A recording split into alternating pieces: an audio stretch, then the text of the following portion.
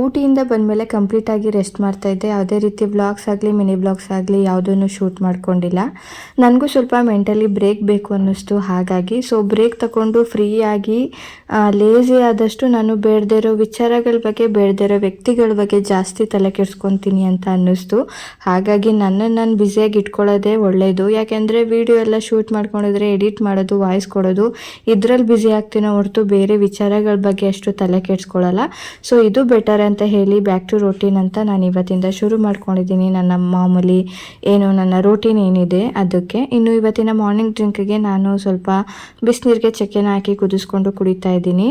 ಈ ಥರ ಡ್ರಿಂಕ್ಗಳಾಗಿರ್ಬೋದು ಅಥವಾ ಡಿಟಾಕ್ಸ್ ಡ್ರಿಂಕ್ಗಳಾಗಿರ್ಬೋದು ನಮ್ಮ ವೆಯ್ಟ್ ಲಾಸ್ ಮಾಡೋದಕ್ಕೆ ಕಂಪ್ಲೀಟಾಗಿ ಹೆಲ್ಪ್ ಮಾಡುತ್ತೆ ಅನ್ನೋದೆಲ್ಲ ತುಂಬಾ ಸುಳ್ಳು. 100ರಲ್ಲಿ ಒಂದು 5-10% ನಮಗೆ ಹೆಲ್ಪ್ ಆಗುತ್ತೆ ಅಷ್ಟೇ. ಬಟ್ ಬಾಡಿನ ಹೈಡ್ರೇಟ್ ಆಗಿಡೋದಕ್ಕೆ ಯೂಸ್ ಆಗುತ್ತೆ ಅಂತ ಹೇಳಿ ನಾನು ಇದನ್ನು ಪ್ರಿಫರ್ ಮಾಡ್ತೀನಿ ಅಷ್ಟೇ. ಇನ್ನು ಮನೆ ಕೆಲಸಗಳನ್ನೆಲ್ಲ ಮುಗಿಸ್ಕೊಂಡು ತಿಂಡಿಗೆ ಹೇಳಿ ನಾನು ಇವತ್ತು ಗೀ ರೈಸ್ ಮತ್ತು ಕುರ್ಮಾ ಮಾಡ್ಕೊತಾ ಇದ್ದೀನಿ.